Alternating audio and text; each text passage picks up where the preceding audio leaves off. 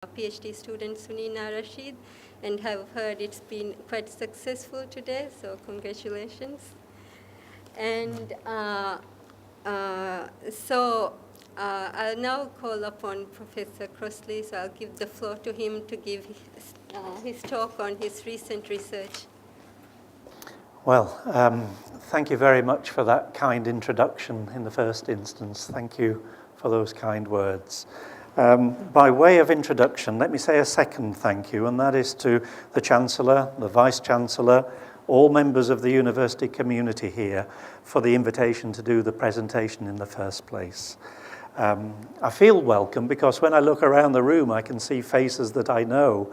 And it's a pleasure to see old former students from the University of Bristol in the UK, and Dr. Anwar I can see somewhere there, and current students. I'm looking for Muna. Where is Muna? Muna's there. So I feel as though I'm among friends, and I must say that. I will also say a thank you as well to Dr. Sharif, who's been the chief organizer for my visit and helped to set up a program that's been, still is, a very busy schedule throughout these days of this week. But thank you to all of those people in different ways. Now, before I begin, I have this wired up microphone so that I can walk a little bit and still talk to you, and I can look at my own slides as well. And I should therefore be able to do it without having to wear the glasses, which is always an advantage. But there's a few things I probably want to say with that slide that we've got on the screen at the moment. I'll use this little pointer. As in the introduction, my field is, I'm a professor of comparative and international education, but I have other specialisms that connect to why we're doing this sort of research. One of those specialisms is theoretical and methodological developments in the field of comparative and international education. So that's like a broad umbrella for the sort of stuff that I do. A second specialism is educational development in small states. And small states are categorized by the size of population, typically. I'll be saying a little bit more about that in the talk itself.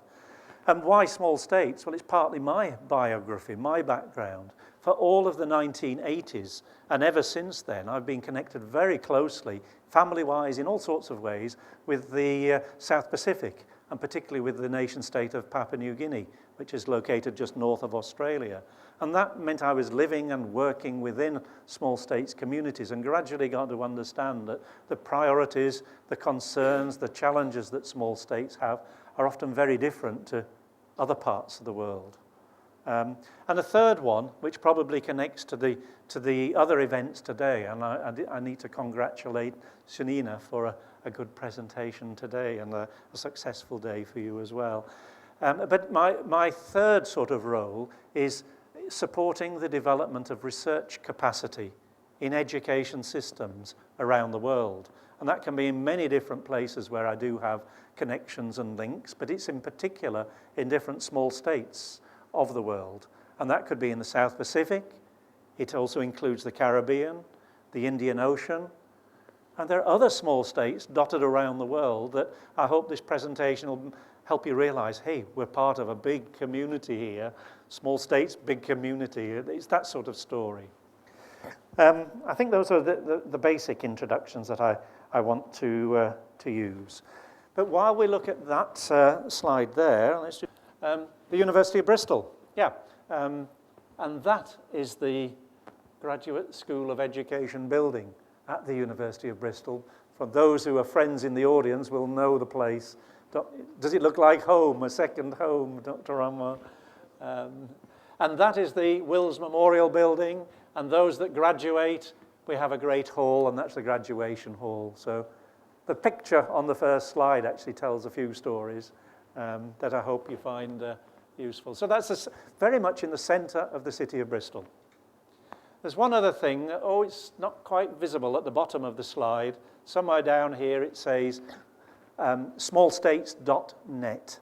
And if you Google smallstates.net, that takes you into the work. It's like a website for our specialist research group on education and development in small states. So it's a key resource that people could use and look at. So, what are we going to do today? The title of the presentation is Education in Small States, Policies and Priorities.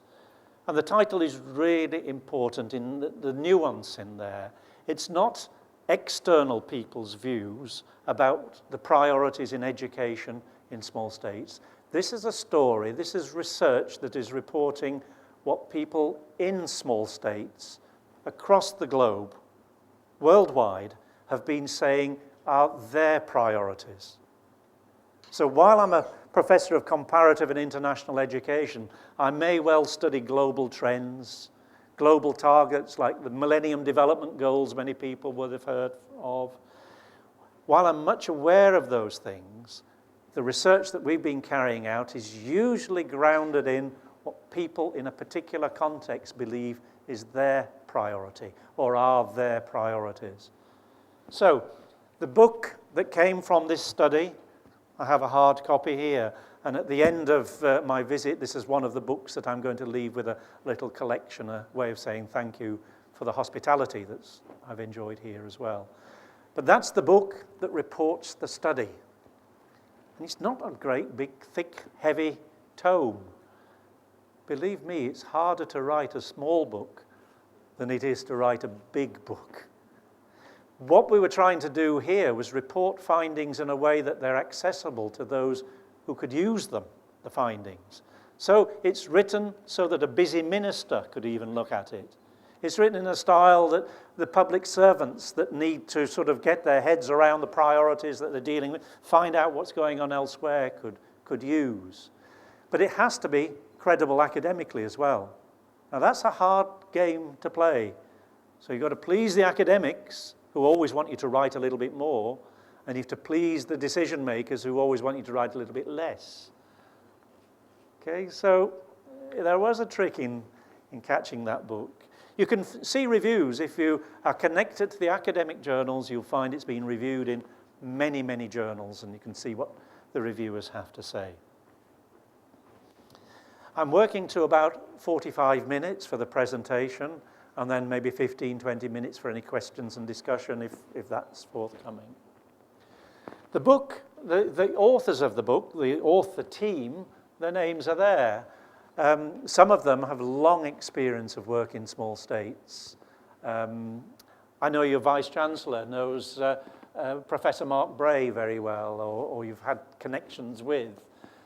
Some of these other people are working for UNESCO. Mindy Collin is actually a doctoral researcher working in Mauritius, and she's a Mauritian.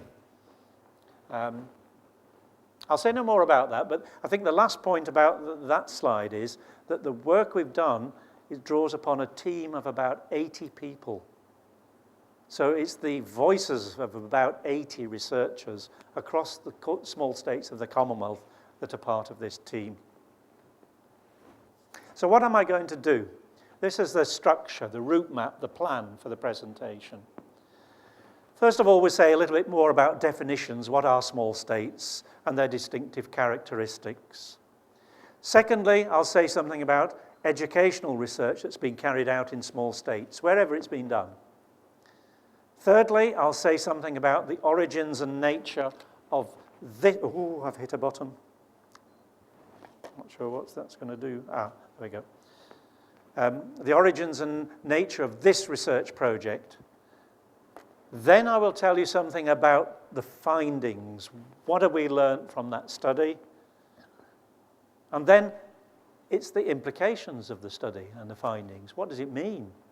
What does it mean? I think you've got to think for Maldives. And that's where I want you to connect to whatever I say. Things I'm going to be saying are apparently about priorities for education and policy directions in small states. You challenge that. Ask the question, does this speak a little bit like Maldives or not? How might, and we might well be different, but in what ways might you connect to this and say, yeah, hey, hold on, I do think that's important here as well. So, definitions. The Commonwealth has a classification. Definitions can be slippery. The Commonwealth is very slippery with this one. Look at it. Their definition is, it's saying 32 of their member countries they're classified as small states. And then they adopt the definition of, this is the figure, 1.5 million people or less. And then, uncomfortably, the Commonwealth realizes they don't all fit into that category. What about Papua New Guinea? 20 years ago, it was 3 million people, still too big. The population in Papua New Guinea, 7 million nearly now. So it's moved beyond the official figure. But the Commonwealth has recognized that, and it's recognized that Jamaica in the Caribbean is also bigger. And so are these others. Lesotho, Namibia. Well, Namibia is very interesting. It's a huge landmass. But the population is still relatively small, so they've made their own definition. These are their words. Look, I've put the quotation marks around it. So they add those additional states because they argue they share similar characteristics. They share similar problems. I have very close friends throughout all of Papua New Guinea. We have an adopted son in Papua New Guinea. We've had so many doctoral students from Papua New Guinea that have followed me to Bristol and then come back there. But when I talk to people in Papua New Guinea about being part of the small states grouping, they are saying, and the ministers are saying this too, yeah, we want to stay part of that group.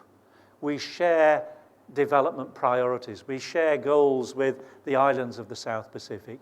And if the islands of the South Pacific are going to get together and say, we have a common argument, a common voice, Papua New Guinea wants to stay in the pack. So definitions, a little bit slippery story, but... So yeah, where are the small states in the world? Maybe you guys all know. Maybe this is an audience that does know, but sometimes I can use a slide like this and it makes people stand up. There are a lot of small states following that definition worldwide, and they're all over the globe. Let's just have a look what we've got here. They're in Africa. Here's those with 1.5 million or less. Here's those with 1.5 up to 5 million. If you take 5 million as maybe the biggest level that you could go with population. Do you know these places? Have you heard of them? You know, there's very smaller ones are the ones that people often say, oh, yeah, where's that? No, I'm not quite sure. Is that off the coast of Africa or not? You know. Then there's the Americas. There's the Arab small states. There's the Atlantic small states. Some of them might be independent nations. Some might be still colonial dependencies. It's a strange word to use. There are 13, I think, British overseas territories still. But the decolonization story shifted. Many of those overseas territories are saying, no, no, no, no, we don't want to be independent. Not like it was some time ago when the pressures were, we want our own voice, we want... There are very complex, different stories. That's not the full story, there are plenty more. The Asian region, the Caribbean region. By the colors and the size of the blocks, you can see where most small states are. They are falling into the Caribbean, the South Pacific as the two biggest groupings. There's my little web. So no, even there, it's still missing. It's here, look, just in the black. Where are we now? Europe. So we're not confined to low-income countries. We might be talking about islands very often, which is bringing it close to home here. Maldives. The Indian Ocean. You're in there, look. I should have checked, shouldn't I? I should have checked. You were on the list, but you're there. You're there. And the Pacific. And the Pacific. So the small states of the world, they might have very few people in terms of the giants of India and China, but there are many, many small nation states in the globe. And part of our research has begun to help to bring their voices more to the international community, to say this is potentially marginalized communities from influencing international debates. And yet there could be many, many important things that the bigger world can learn from the small state experience. And you'll find that's running through a lot of the things I want to say. Here's a few quick facts. You know, this is like, I'll test you afterwards. I'll do a question. No, I won't. But a few quick facts about small states. Sometimes it makes people, oh, I didn't know that. There are 120 states in the world with populations below 5 million. 51 of the 120 are small island developing states. And that's another subcategory of small states. It's a subcategory that UNESCO use. They've identified that, and it's an acronym. You know, you get the capital letters, SIDS, S-I-D-S, Small Island Developing States. And UNESCO has recognized that priority attention does need to be given to the distinctive challenges, priorities, futures, things we can learn from SIDS, from small island development. The last bullet point is probably important because it's saying there's a broad range of economic and human development indicators. So they're not all poor countries, they're not all rich countries, there are real differences. Here's one, Tuvalu. Anybody got friends in Tuvalu? Possibly we do, you know, we travel the world. But Tuvalu has some similar problems to those that I'm learning.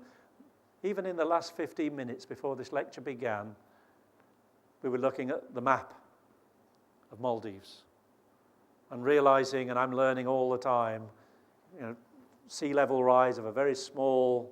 Tuvalu is similarly placed. It's an atoll type of community in the Pacific, in this case. Tuvalu's population, I'll just give you exactly the population, is 10,837 people. You know, thereabouts, 11,000 people. But with a very, very small rise in sea level, if you're thinking educational planning or educational futures, small rise in sea level and Tuvalu's gone.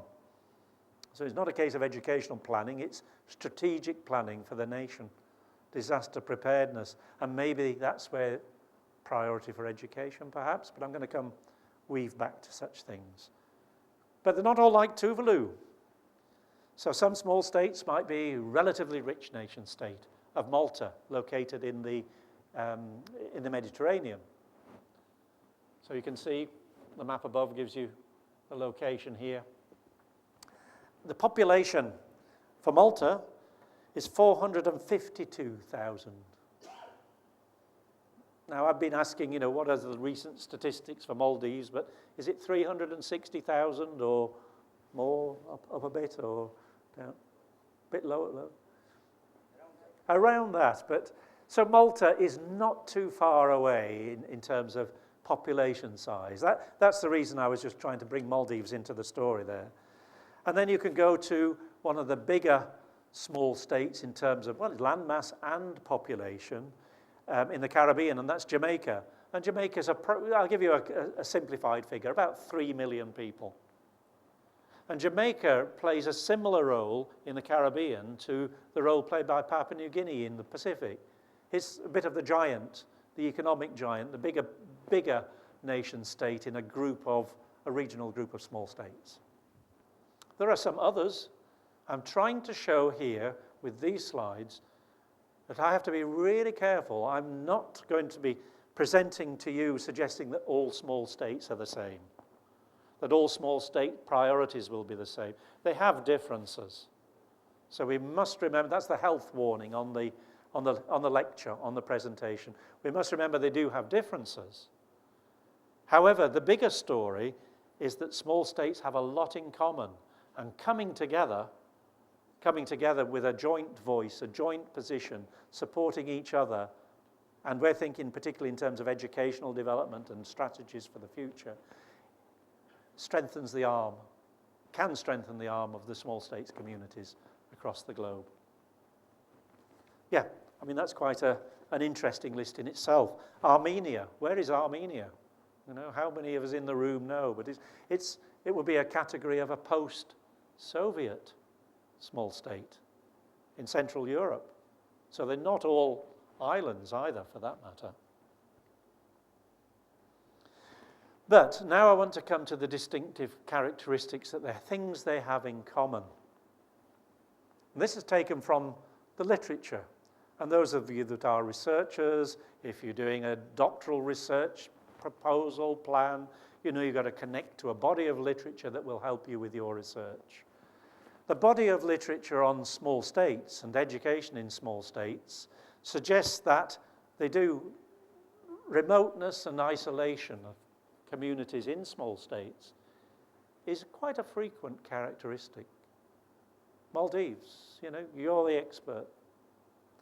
Think through, does that characteristic ring a bell? Is it connect? Certainly to some of your communities. Many are islands, the 51 SIDS. Another thing, key priority that many small island developing states are saying, world agenda, listen to our concerns. This is one of the big ones.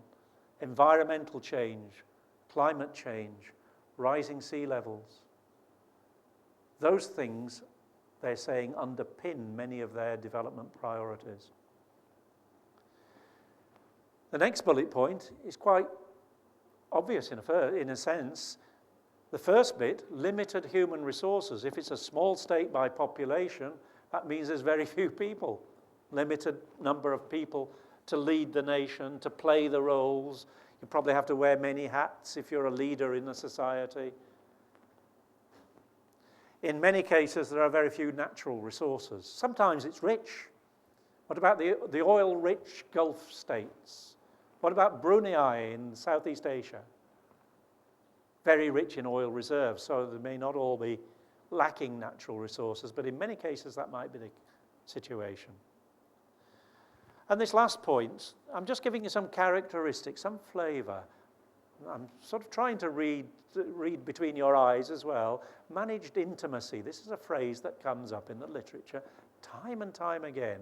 And many people in the comparative research community are saying that's really helpful to understand those situations.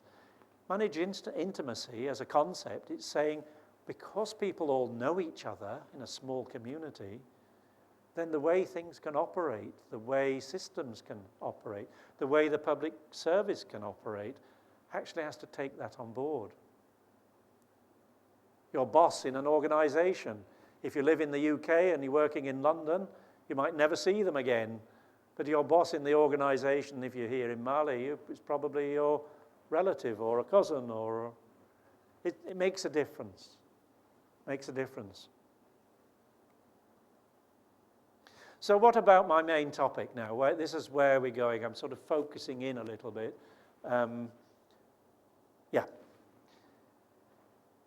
Previous work on small states, this is scholarship in any discipline, it didn't begin with education.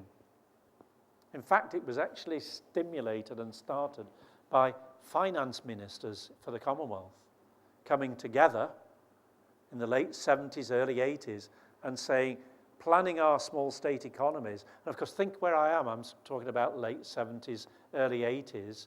Many new small states had just been born. The decolonization process. So there was a sudden growth of new nation states, and many of those new nation states were small in population number. But the finance ministers got together and say, we better talk to each other. Instead of one, we're all inventing the wheel, let's get together. And that started people researching, supporting those sorts of development planning processes.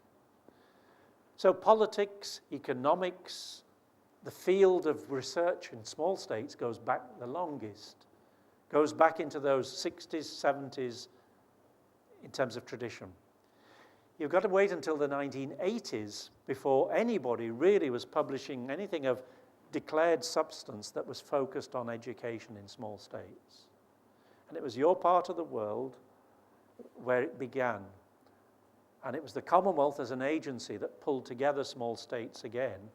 And education ministers, it was an education ministers meeting, a Commonwealth education ministers meeting that was held in Mauritius.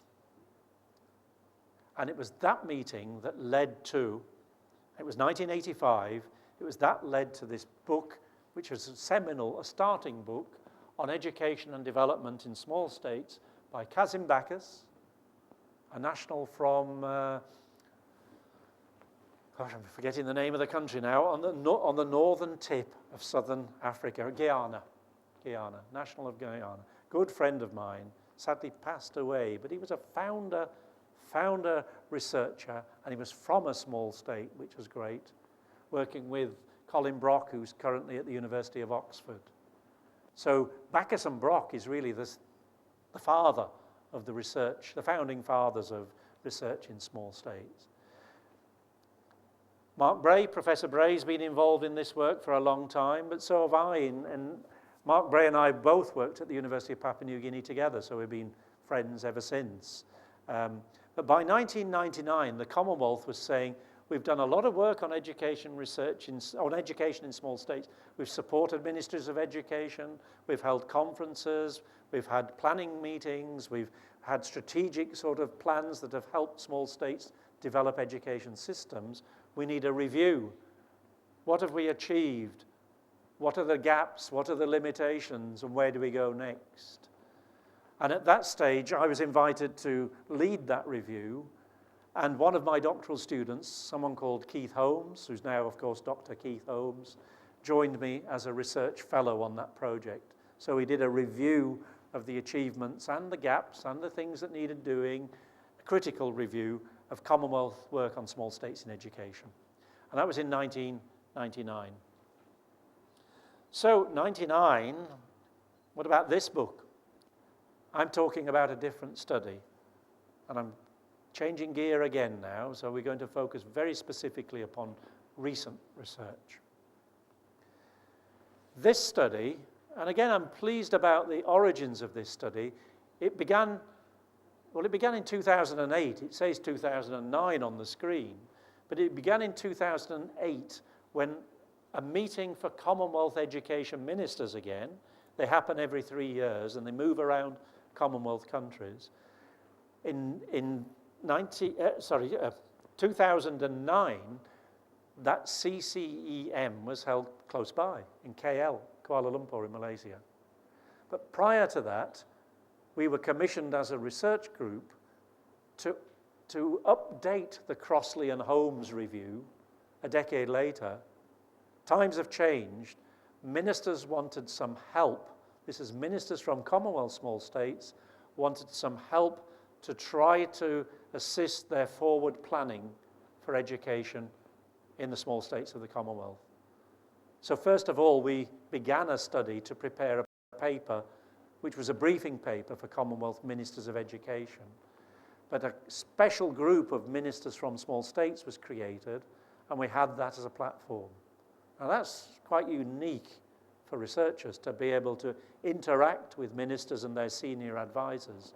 So we were using this more than that. We were listening to what those ministers and their senior advisors were saying, but we were trying to research that, document that, and also connect it to what we as researchers knew about global agendas, global priorities, the way the world was pushing all communities in education worldwide.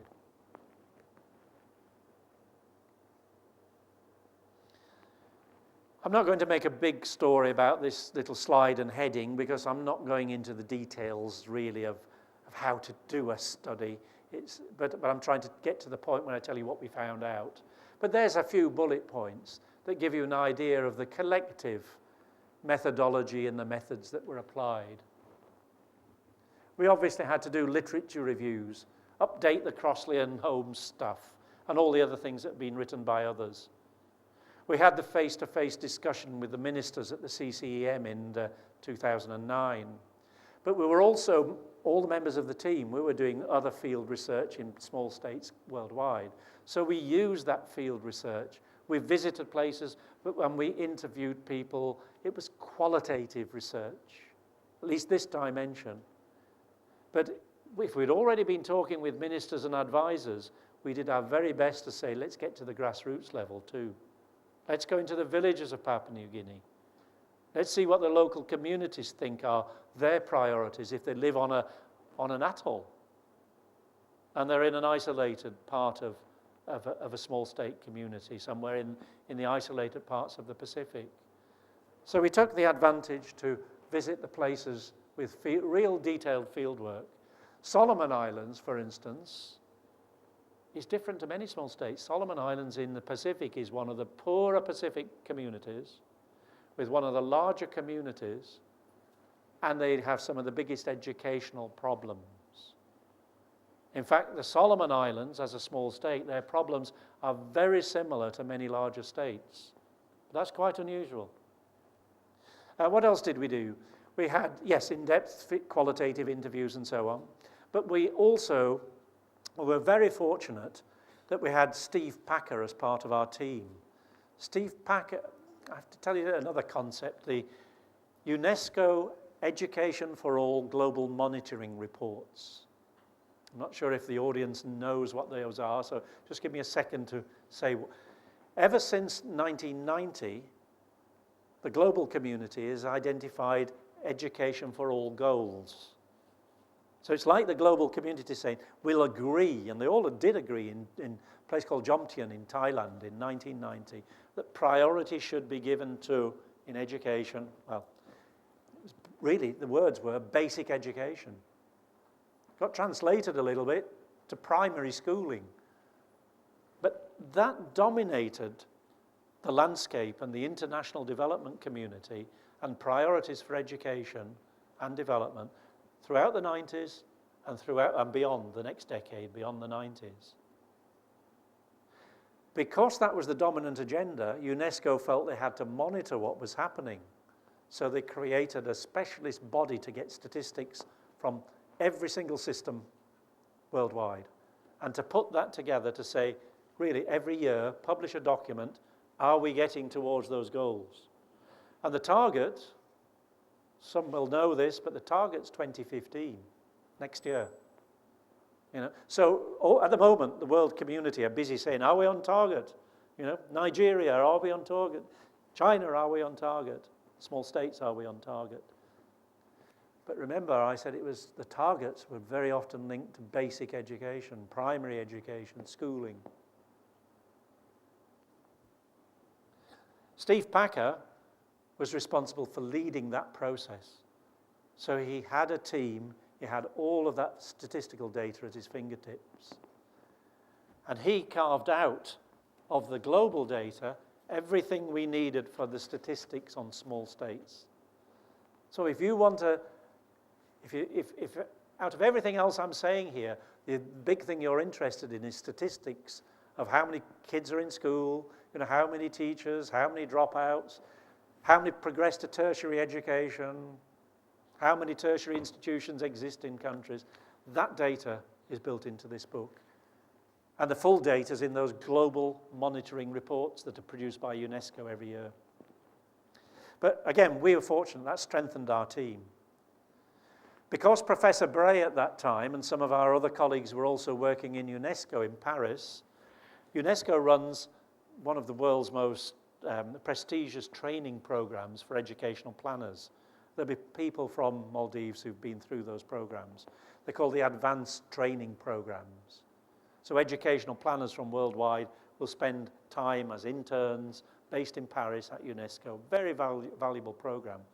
But our colleagues on our team were leading that program. So they had another captive audience of planners. And they could spend time with them, months with them, seeing what they felt should be contributed to our analysis. So it's not dry methodology. I'm just giving you some idea of how we put our study together. So now from that, I'm going to, but what did we find out? And I've split it into 5 different slides. And here's key finding number 1, the big, big picture. Through all that sort of grassroots to ministerial sort of study. Key finding number 1. Well, the first bullet point, I won't make a big point about this one, but the work that had been done by the Commonwealth and by other international agencies supporting small state planners There are booklets, really useful booklets. I bet we could find some in the Ministry of Education here, like, guidelines for educational planners, how to be a multifunctional administrator, where you wear lots of hats. Very typical of the situation in a small state. You have to move from one responsibility to another. And I'm sure there'll be people nodding and saying, that's what it was like in my role. That stuff is still useful. So our research was saying, keep that, keep making it available, Commonwealth reprint it and stuff. But this is where the change came. Bullet point number 2 is the big one. From ministerial level to village level, the priorities for education were related to the big changes in the world, the environmental challenges and shocks that we were facing, climate change, sea level rise. This is small state voices speaking. Secondly, there could have been the big economic shocks, the oil crises, costs of living going up, the Asian financial crisis, the Western financial crisis. When I'm visiting my friends in Hong Kong and China now, they're saying, what global economic crisis? We're booming in, they're saying it's your Western economic crisis. But those things have had shocks and implications worldwide. And what was coming out of our research is that those people responsible for education, or at the front end of delivering education or receiving it, were saying we need strategies, policies that are going to help us deal with these big global challenges. And that was totally different 10 years before. 10 years before, people were more concerned with management issues and how do we provide leaders for schools and specific factors. Not to say those have gone, they still remain important, but they would connect them to how do we lead our schools so that we prepare for disaster that could come from an environmental front? Or how do we rejig our training of people at the tertiary level so they can compete in a knowledge economy? Just think these things through. To compete in a knowledge economy, you need this. You need the National University of Maldives. You need tertiary education. You need training in skills. Perhaps need more vocation, to fit the modern world, though, to the challenges that you would have in the world. For SIDS, and we've got that sort of bottom slide there, it's just echoing even more, pulling this out. For SIDS, the climate change agenda, and how do we develop education that promotes and supports sustainable development? That came out as a very, very strong education for sustainability in small island developing states. So that's key finding number 1. That's the big brush picture. Very often people do research in education and other social sciences, and the story they tell then is a very critical story. Oh, problems, problems, problems. Let's see what number 2. I'm going to have 5 slides. See what number 2 is. See if you can anticipate progress towards the education for all goals. Basic education for all. Is everybody in primary school in Maldives? What are our agendas? We're trying to support the whole system. What are the priorities at primary, secondary, tertiary level? Try to anticipate what might be coming. Is it across small states? Is it a bad news story? Are small states the ones that are struggling to get to the target? It's great to be able to report good news. It's a good news story if you look at the small state. If you look at the global monitoring reports worldwide, the research community are usually saying, oh, problems, we panic, we're not going to get to those global targets by 2015. What do we do? But the small state story is saying, good news, actually. If you're talking of primary schooling, we're often there.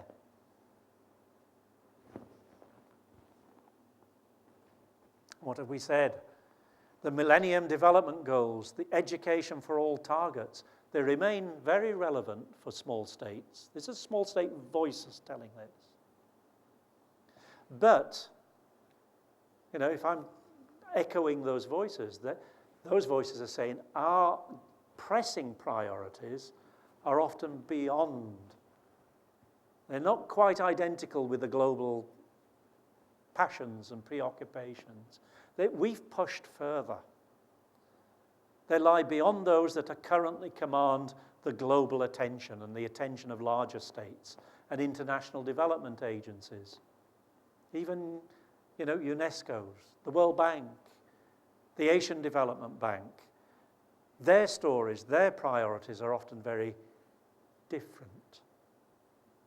Commonwealth small states, here's more good news, are relatively advanced in their progress towards basic education goals and targets. And small states have achieved almost universal access to basic education. That's the access. Places in schools. And I know that's the case in Maldives.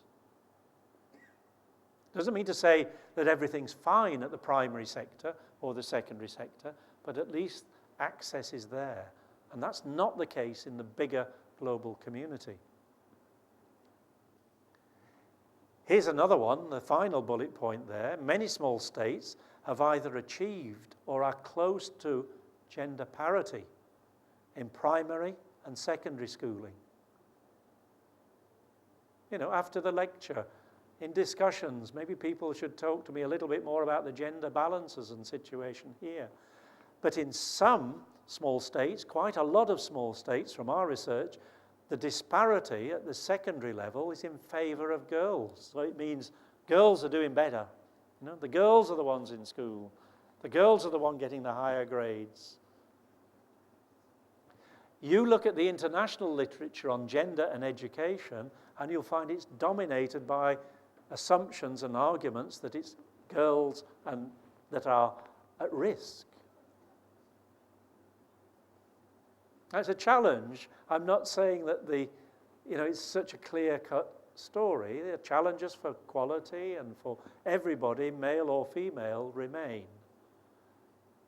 But there is a lot to learn. I'm going to turn the story on its head a little bit.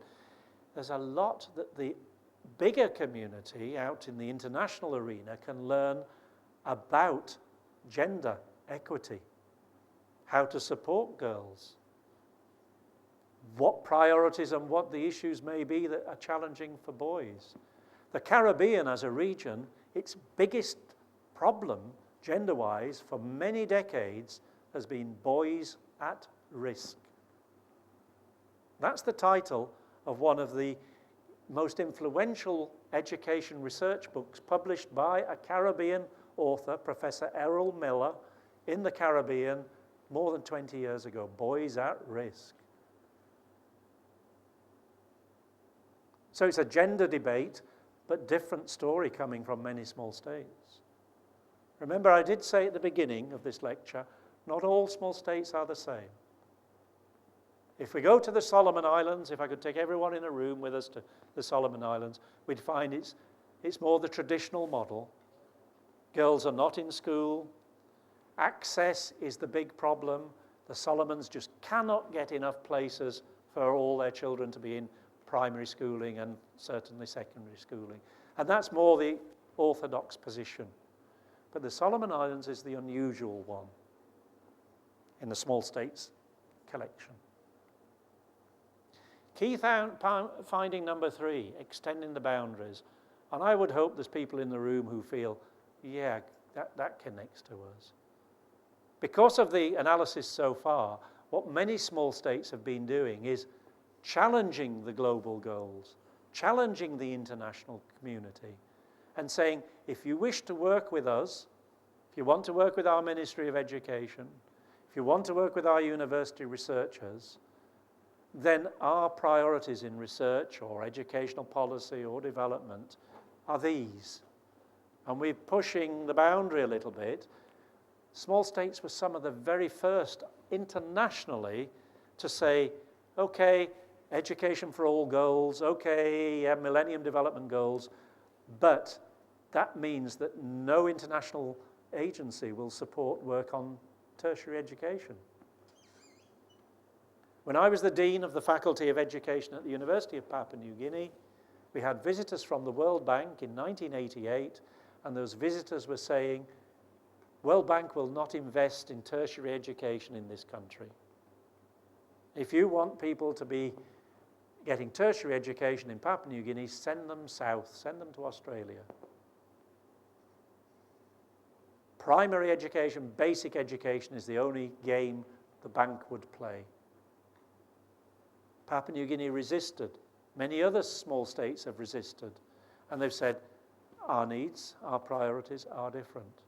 We do want to develop, we want to keep our primary sector strong, but we also want to develop our tertiary sector. We also want to develop our skills training. We also want to develop... So they've been pushing the boundaries. One of my research fellows, Tara Sprague, she's great with the technology and finding images. And I think that's a good image. You know, pushing the boundary, the bubble, saying small states, that captures it. They've been saying, we have other things.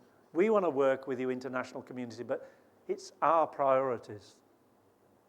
So, what have we got there? But there's some of the first countries to shift priorities and to start talking about school effectiveness, the quality of education. Something I heard master students in this university talking about earlier today, inclusivity, inclusive policies, skills training, and higher tertiary education. And in doing that, small states have experiences. They've pushed the boundaries some of the first. So they know more about what is necessary to improve quality than many other states. They certainly know, well, take that gender story. They know more about the boys and the gender issue than they do in the UK. It's happening in the UK now. The phenomena of it's boys that are failing at school, not girls, in the UK systems. That is becoming newspaper headlines. Our research would say maybe it's time for UK researchers and policymakers to visit the Caribbean, perhaps, to see how they've been dealing with those challenges, to see what they can learn from them. Second one is therefore saying its implications for the international community. If the international community are going to support educational development, if this analysis holds, then they've to be more flexible too. They've got to give support in different ways that meet different audiences. Michael Crossley speaking here, context matters more, the contextual differences matter more than many policymakers realize. And that means international policymakers as well as local. The rise of the knowledge economy, this is global, nations having to compete, but it's high-tech stuff. To be able to advance the technology, and for people living in archipelago communities, just think how much the mobile phone helps you to connect. You know, this thing in my pocket can probably connect with some of your atoll communities. But you need to tell me if it, you know, maybe it's only Malay, maybe it's only this. Okay, so amazing how those technologies can actually break down some of the boundaries that have prevented development of education in all such shapes and forms. But it means competition and the knowledge economy, and therefore tertiary education and skills training at as high a level as possible. Get as many people from Maldives through, and today was a historic day, the first ever presentation of a doctoral proposal, research proposal in education nationwide. Harnessing of ICT and so on. Number 4, this comes to research. We did have findings. We did have small state communities at all levels saying, yes, we want more research to inform our strategies. We want it to be evidence-based. But interestingly, they were saying it's what type of research? They were saying we want research, want it locally grounded, not flying in the experts like me from the University of Bristol, for instance. I mean, I'm proud of our research group because we work with colleagues in small states Remember I said I work with teams to strengthen their research capacity. So I'm comfortable with that. I still remain the outsider. But if we have more skills, if we have researchers that have been trained so they're the ones calling the shots, they're the ones that can then articulate the priorities of Maldives in an international setting, and it's informed by locally grounded research. And that's why when I'm looking at dissertations and research plans and proposals from doctoral researchers and students, I'd be saying, don't just get blinded, I use my lens, by the literature. The international literature might say, this is the model, best practice. They use that word that's used a lot as if somewhere on the globe there's the best practice for school leadership, or the best practice for the practicum, or the best practice for a research model. Well, we can learn from those good practices, but we might have our own ideas what we need and what our priorities might be. So, one of our findings was saying national, regional, international partnerships, still support for that. Collaboration, yes, support for that. And let's also fight to keep the agencies that have supported the small states, the Commonwealth in particular. For the last 18 months, the Commonwealth, here's a story, it'll sound so familiar. Budget cuts. They're everywhere, budget cuts. The Commonwealth as an agency, the Commonwealth Secretariat is the civil service of the Commonwealth. The civil service of the Commonwealth has been threatened with dropping education and health. That's been the debate, and it's who has been calling those shots. Probably doesn't surprise you. I'm revealing secrets a little bit, but it's those who put the money in are trying to, the most money into the Commonwealth, are trying to save a bit in the pocket.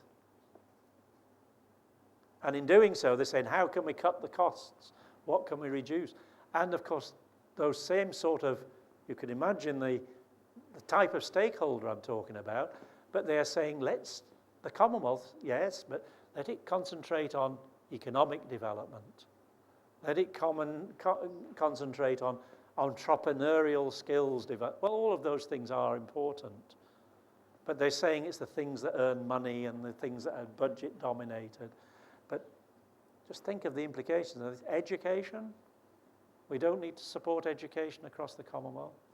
Health, how much more of a priority can you have on that? But that's where they've been trying to cut the budget. And there's been a very strong defence of keeping health and education in the funding, in the Commonwealth's activities, in their work plans, in their triennium future planning. And the champions, the ministers that have been disagreeing with the richer countries that are trying to save the money, have been small states. The last Commonwealth CCEM, Commonwealth Education Ministers meeting, was actually held nearby in 2012 in Mauritius. And I was fortunate because of this work, we were reporting these findings back to that Commonwealth Ministers meeting. So, of course, I had the pass, the badge, and I could sit in the meetings. I could sit in closed meetings with ministers. We have a huge table, and you have your nameplate for a minister for Swaziland or whatever. If you want to speak, you stand it up on end like that. The big funding nations, and that means, unfortunately, the UK, it means Australia, it means Canada, were arguing for cuts, cuts, cuts. And then suddenly it's... And the nation's ministers, this is the ministers at the table, I'm sitting in a corner somewhere, the back of the room, but it was the ministers from small states that were saying, we must fight to keep education and health in the bag, in the package. And, of course, they are able to say, this is a Commonwealth meeting. The small states are the majority of Commonwealth member states. That's a hard one for the critics to disagree with. And to date, they've held the cause. Education is still funded as a separate activity within the Commonwealth Secretariat. But the battle's shaky. If you guys don't know that, you might be able to lobby and join in through your own ministers, through your own influence.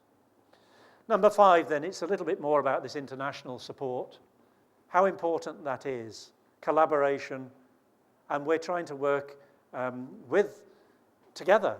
Those of us that are working through my visit here, your Vice-Chancellor, your Deputy Vice-Chancellors, other people within the ministries, we're trying to see if there's ways that we can keep collaborative research moving around the priorities that are Maldives priorities, by Maldives researchers.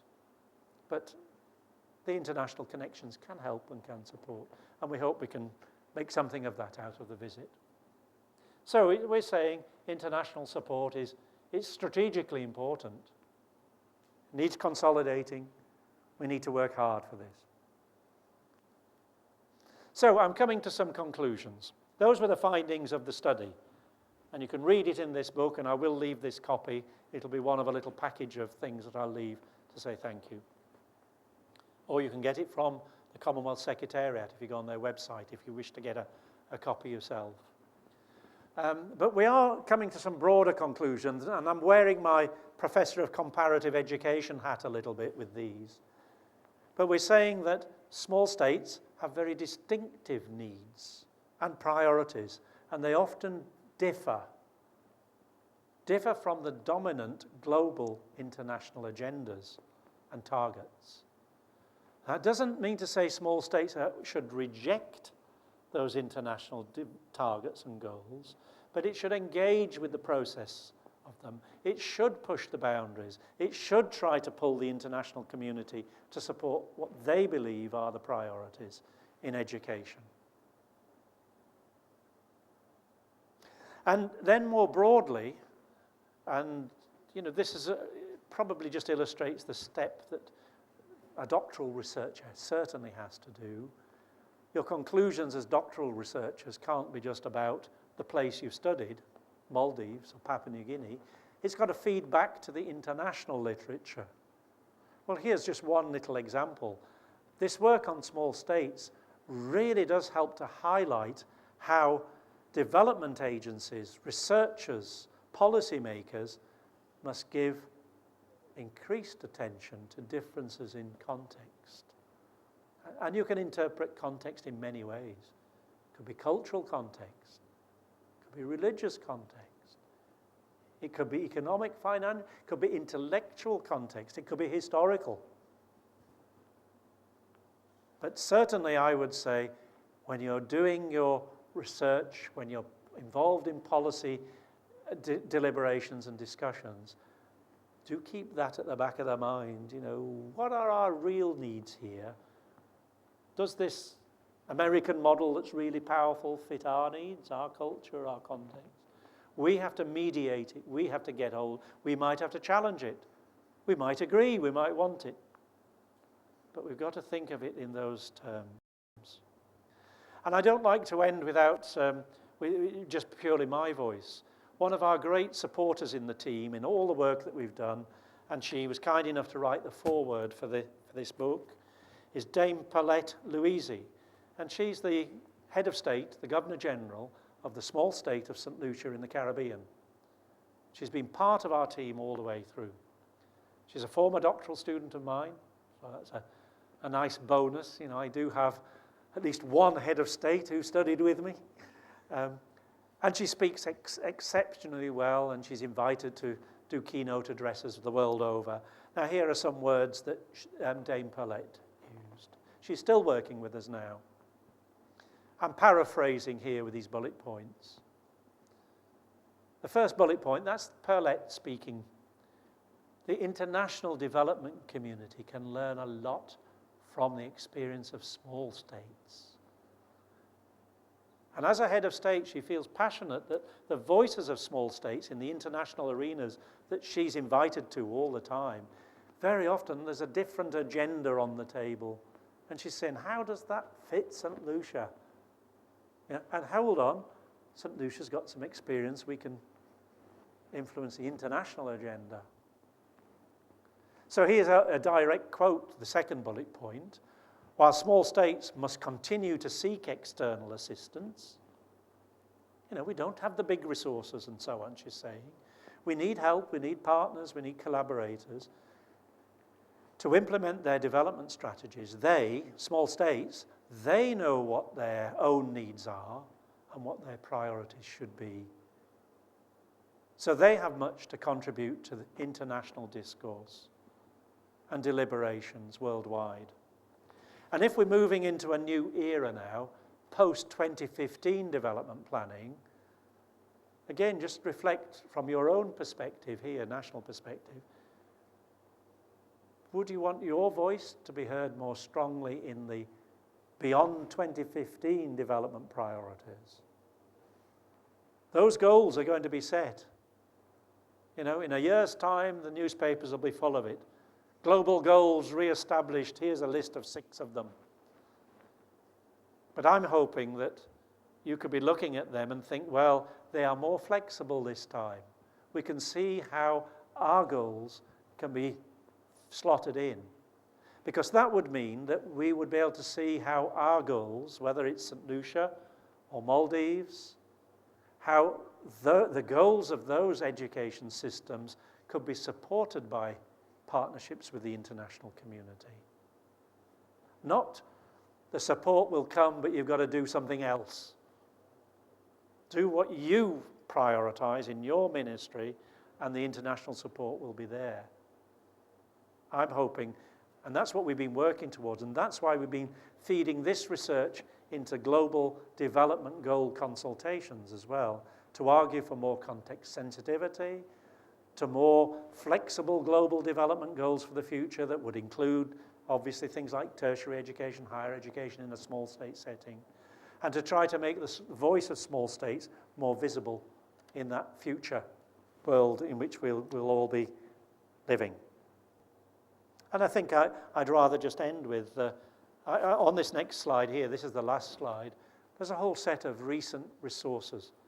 So if you are a researcher, or you're a policy analyst and you need to look at some of the recent stuff, the slides have. But I'd rather just go back and leave Dame Perlette's voice, in your ears as I conclude. Thank you.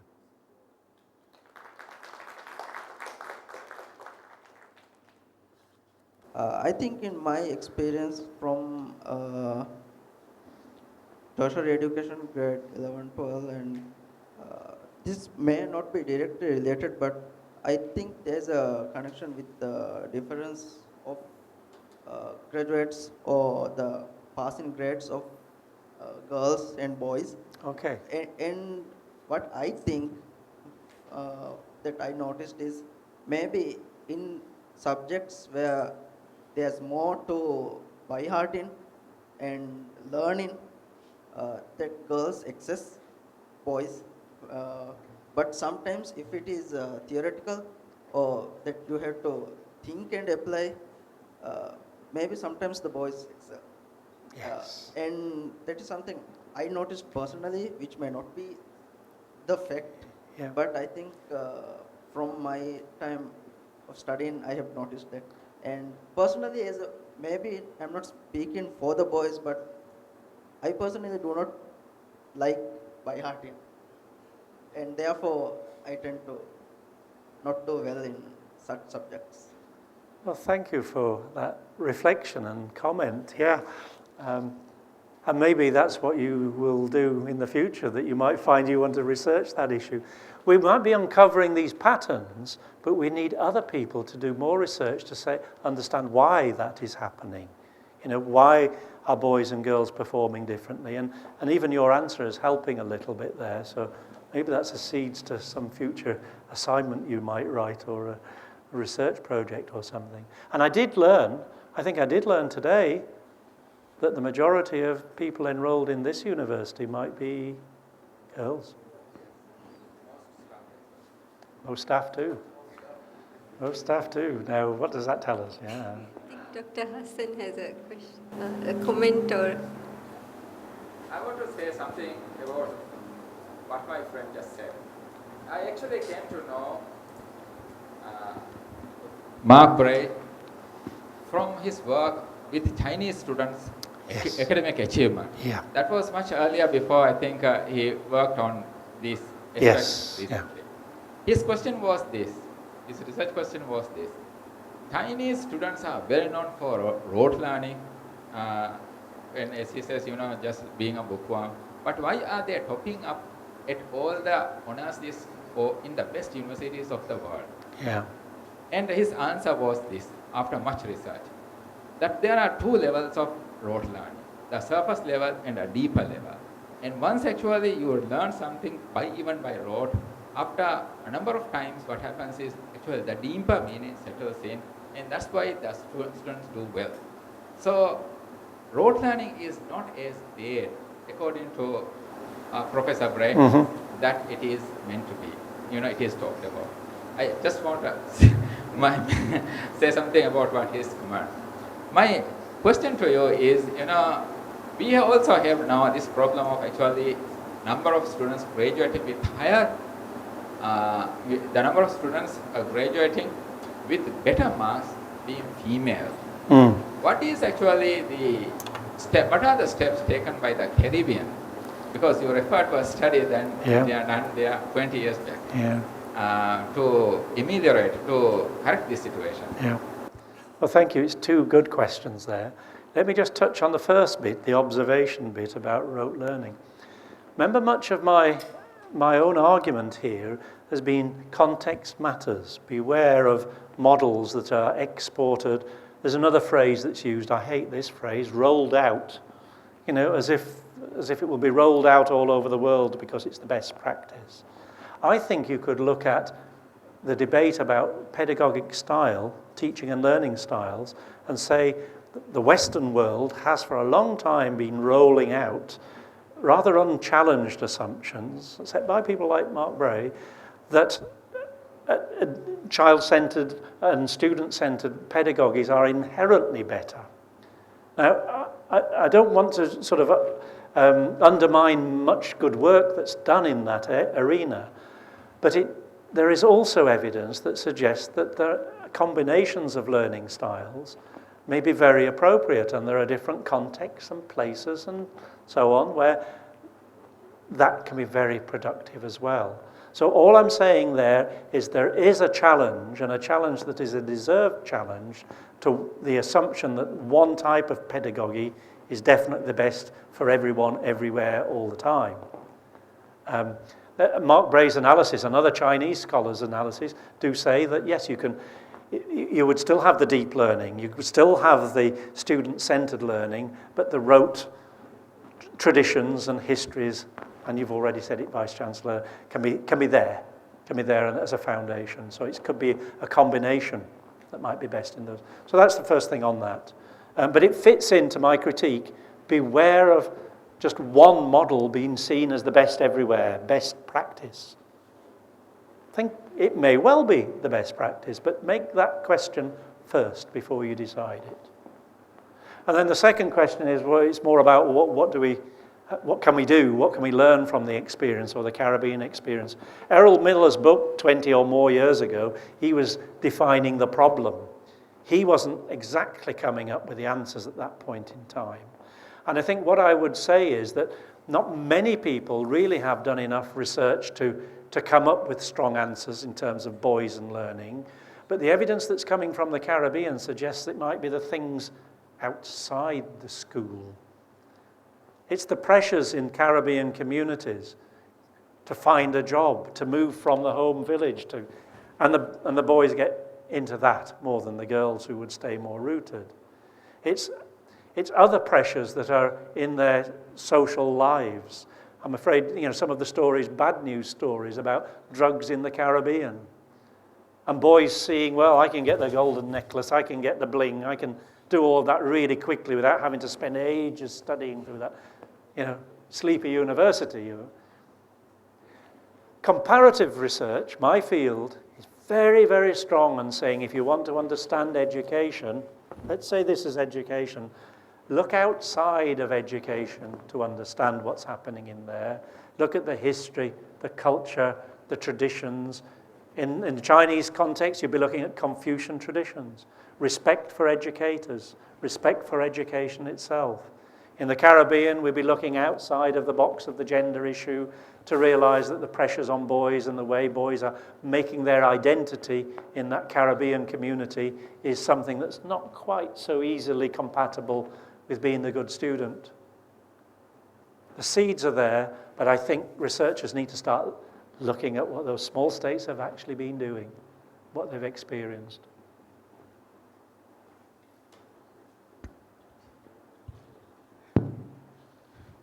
Thank you very much for the excellent research you have just presented. I just wondered, since your research findings on small states, I just wondered if there has been any major transformation in the large Commonwealth states. We still have a lot of universities in the developed world has students from the small states in the developing countries. I just wondered, the education system, the higher education system has been responding to your findings from this small state research. Okay.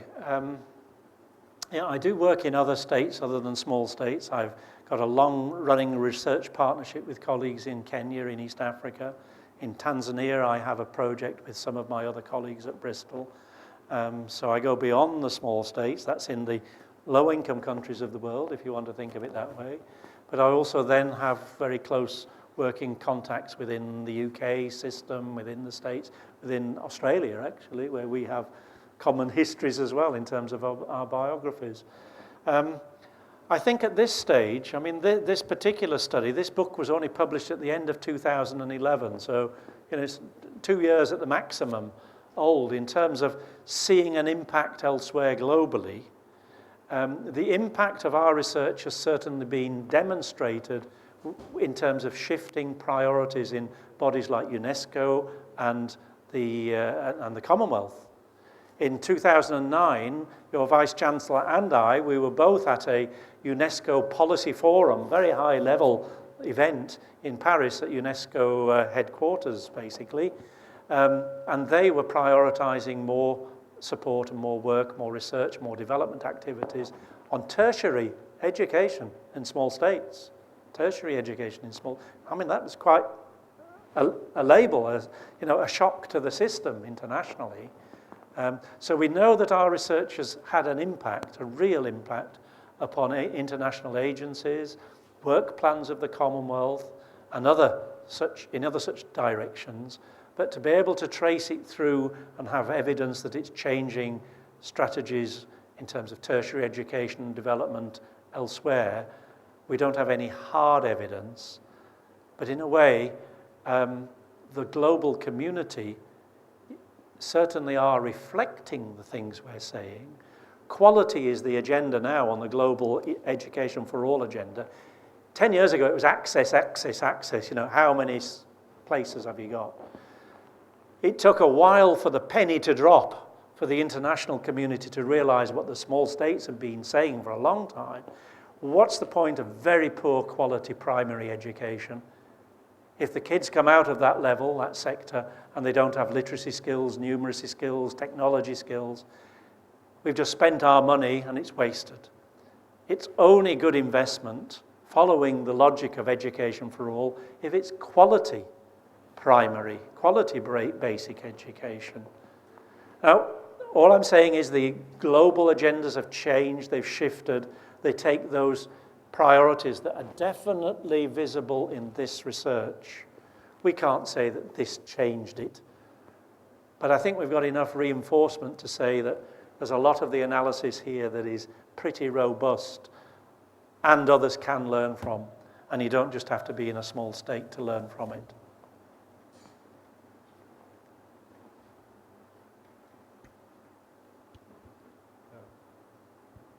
Good evening.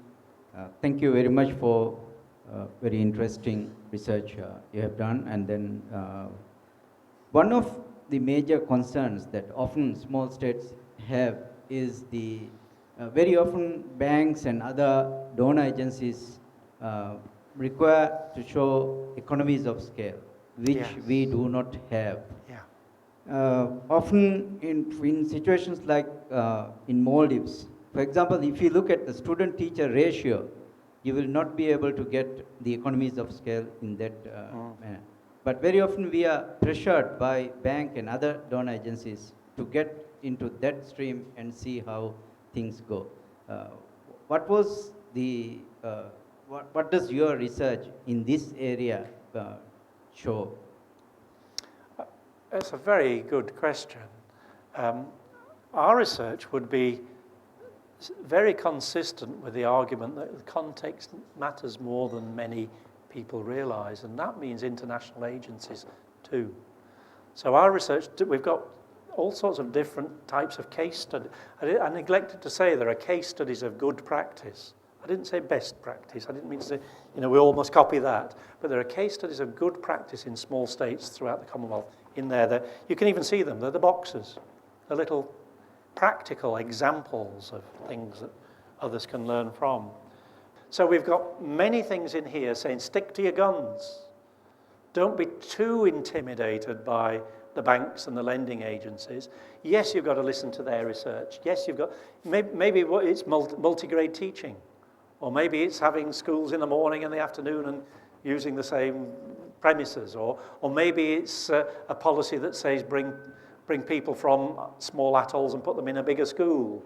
There could be all sorts of ways that the World Bank in particular might be saying, benefit from economies of scale and then we'll support you.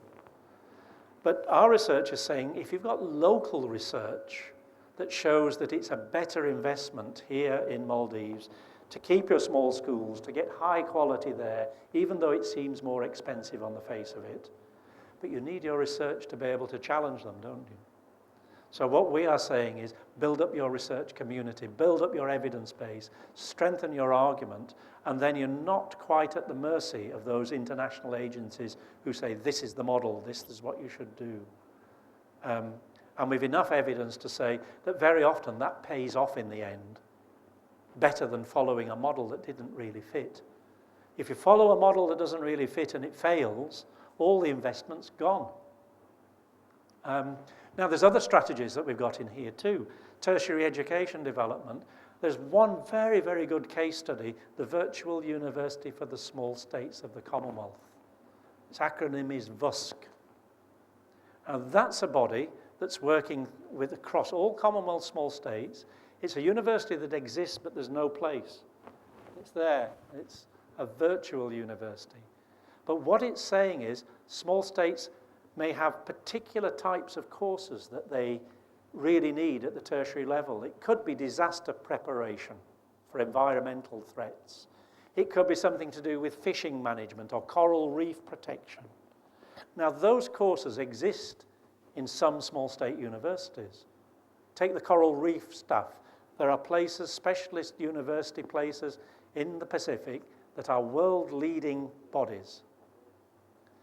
VUSC has created itself as an umbrella to say, contribute those courses to this virtual university, and we in the Commonwealth will help make them available through other tertiary institutions in small states and make them accessibly available at a good price so that you're not and at high quality. So there are ways that you can meet that's meeting economies of scale. Similarly, in the Caribbean, there have been textbook projects where the textbooks, you're not relying on textbooks that are coming from a publishing house only based in London that's European-based stuff. It doesn't have contextually sensitive material on the social sciences or whatever it might be. But they can be developed by Caribbean writers to serve the region. What is the University of the West Indies? It's a regional university. Economies of scale. Let's work together. Recognise where the small states they can. What is the University of the South Pacific? It's the same. What have we got in the Indian Ocean? Well, we do. You have developments here, but there is no the same length of the tradition of a regional university is not here as it is in the Pacific and the Caribbean. They're the two big models, but that's economies of scale too. But Dame Paulette Louisi, she is in St. Lucia. She supports the regional university of the West Indies, but she's been a very strong critic saying, even so, our own regional university doesn't meet St. Lucian needs as well as it should at the tertiary level. And that's why she believes they need their own National University of St. Lucia. And they're probably 2 or 3 years behind you here in moving from a university college. And it was the Sir Arthur Lewis Community College. That's what it still is labelled. It brought together the teacher education, the health education, just as you did here, into one tertiary body that was the premier tertiary. And that's the case in St. Lucia. They're ready to trying to make the step to call it a university. But she believes that that can be compatible with a regional university. You've just got to work together to decide, what do you guys specialize in, what do we do, and that way we can meet our local needs better. Thank you for the research and presentation. I spent some time in the Caribbean and I can resonate what I found from there. In the markets you have ladies selling fish and so on. Even in the local markets there will be lots of ladies. Construction work is done by lots of ladies and so on. So I can actually connect the difference and see that though we are islanders, there are lots of differences in that respect. So it was very helpful for me to connect it. Thank you. Thank you for that observation. It's an observation that lets me conclude, if time is now wrapping up, and I could give a wrapping up sort of comment. One of the reasons I chose to, when you are appointed as a professor, you can say exactly what the title is that you want to be.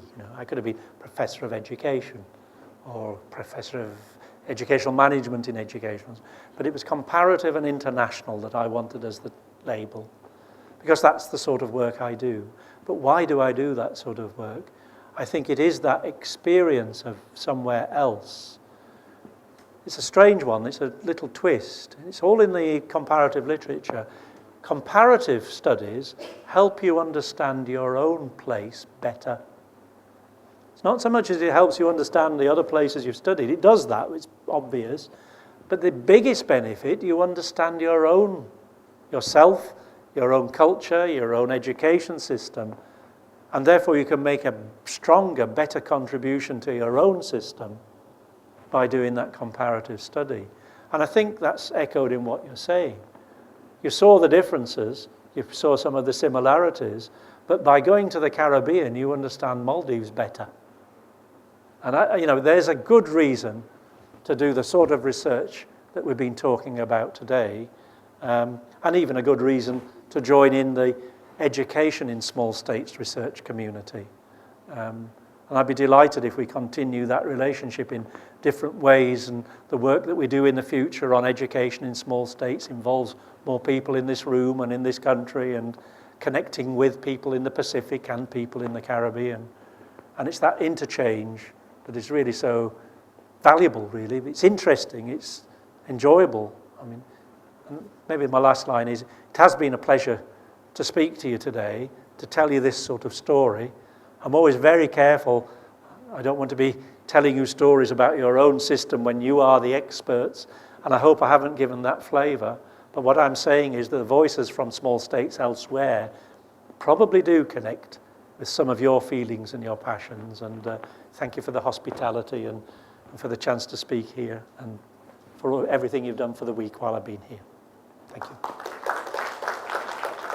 Thank you once again, Professor Crossley, and I hope you've motivated some of us to do similar kind of studies. And before we conclude, I'd like to ask Dr. Ali Sharif to say a few words in conclusion. It is indeed a great pleasure once again to have you with us for another very fruitful session here. I just want to say thank you all as well. We have very senior officials from the Ministry of Education. We have, in fact, we have the rector of the second biggest higher education institution in the country, Villa College, and also some of his colleagues. And very respectfully, let me thank you again, just in conclusion. It has been an overwhelming day for you as well as for us. And we are probably a little bit sleepy, but I think it's, 5:30 in the afternoon in the UK, but still, you are in the other part of the world, so it's too hard to keep your eyes open. Thank you very much. Indeed, we have learned a lot. Even in this very short period of time you have spent with us, and we hope to do the same, continue. Learn from your experiences. Such a world authority on international and comparative education, and this link with the Maldives National University and the country is going to be beneficial for us for now as well as in the future. I do hope we keep the relationship growing, and that will benefit not us at the university here, and I believe it is going to be an invaluable contribution to the rest of the higher education institutions as well, and we will keep working together. Thank you very much, and wassalamu alaikum, and have a very good evening. Thank you.